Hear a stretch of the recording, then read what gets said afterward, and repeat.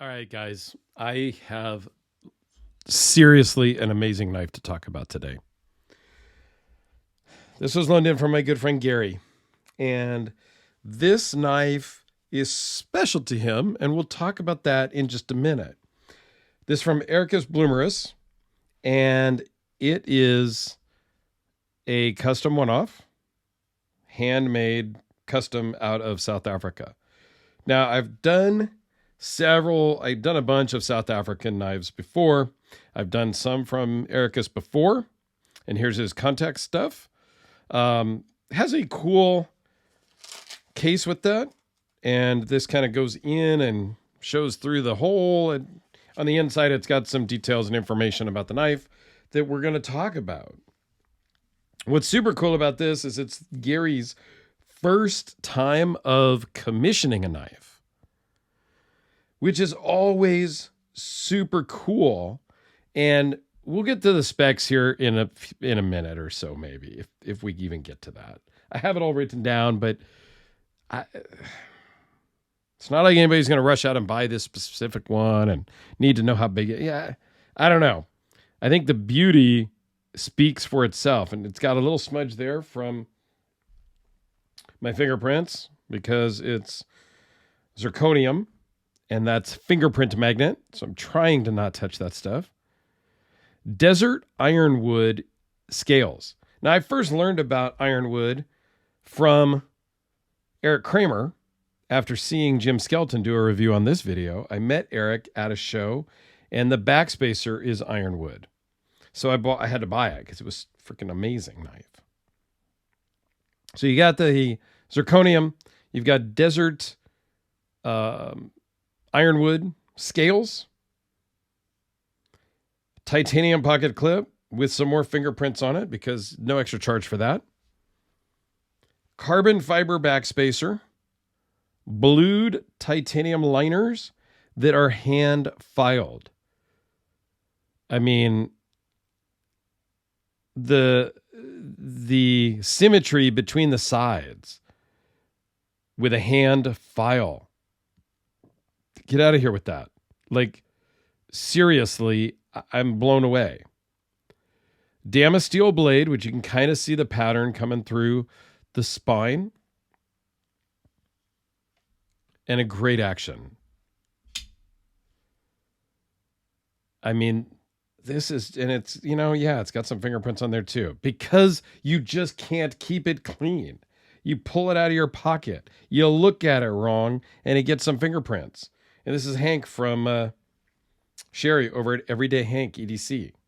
Go check her out. I'll put a link to her down below. Kind of a recurve Tonto with his maker's mark there. IKBS, ceramic bearings, and detents. I mean, this is just a beautiful kind of a raindrop pattern Damasteel. I'm sure it's called something different because Damasteels all kind of have a pattern name. I don't know what the name of this pattern specifically is, but we're going to call it raindrop for this exercise.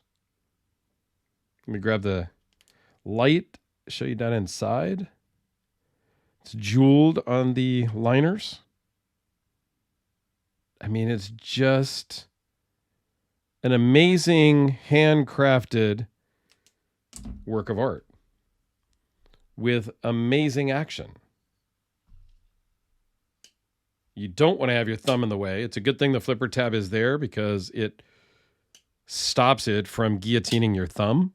Now, it's not Holt Spectre like free-falling drop, but you don't get much closer than this. It feels amazing in the hand. It works great in the pocket. This can totally be like, it's crazy to say that this could be like a daily carry knife. And the pricing isn't that bad on these. It's from South Africa, so you know you're going to get a deal. This one was around $1,500, give or take. And Gary commissioned this a while back and finally was able to get it. So he picked the materials. I think he kind of picked the model And then Herucus sent him like a order sheet with a lot of different options, and he could kind of check the boxes maybe. I'm not exactly sure how it worked, but we will give you a couple of size comparisons here, and then I might run through the specs a little bit. Here it is with the Sharpie. So Gary will probably chime in the comments on this one for sure, the Spider Codelica. And so Gary went through a bunch of details and went back and forth with Herucus on the build. Here's the VC Edge interface, another custom with Damasteel, or Damascus of some sort in this. I don't remember the exact number. I have to look. So Gary went back and forth with Herucus on this, and they built it, and this is what they came up with. Here is another Damasteel knife that I own, the custom flipper Hellraiser, with a ginormous clip and a ginormous little crusher on the back spacer there. So we'll give you a quick size comparison there. And yes, this one has a big old clip that took several days just to make the clip, but it works great in the pocket, and it's really not bad in the hand. I've done some videos on this bad boy before. Yeah, I'm blown away by this one. And since we're here talking full-on customs, how about my newest addition to my collection, the Frank Fisher Battle? This is the smaller one. This is not the one I have that has the drip on the blade. This is a smaller, scaled-down version of the Battle. Also liner lock. And a beautiful Sanmai blade on this one. That doesn't really come up so well in the light, depending on how the light is in my little studio here. So overall, you've got 8 5/16, 3.5-inch blade. Weighs in at 6.1 ounces. Checking my notes to make sure I talked about everything. This is my most favorite knife that I've handled from Herucus, because I've had several on the channel before, and this one by far is my favorite. Something I would personally change would be I would do kind of a brushed or blasted zirconium bolsters because of that fingerprint issue. And I have the same issue with the Hellraiser. So that's just what you got to do when you play. And I totally should have done a size comparison with the Eric Kramer Reaper, which is just a fantastic knife. I don't know. This one has never come up on my mind to sell, which is odd because most of my other knives have. So there you go, guys. I'm going to put a link to Herucus down below in the description, a link to Sherry at Everyday Hank EDC. Please go check her out. Small business, working from her home, hand makes all of these.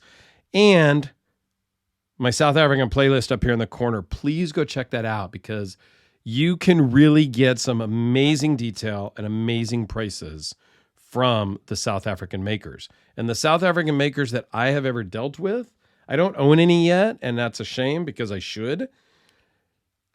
They are just the nicest people. I have South African makers will sometimes reach out to me after doing a video to say thank you for doing a video on one of their knives, which I have never once ever gotten from an American maker. So for whatever that's worth, I think they value our business, and it's an honor for us to do business with them in the South African makers. Whereas the United States makers, they seem to be more, you should be honored that I'm going to build you a knife, if that makes sense. That's for a different video. But thanks a lot, guys. Go check out the South African playlist.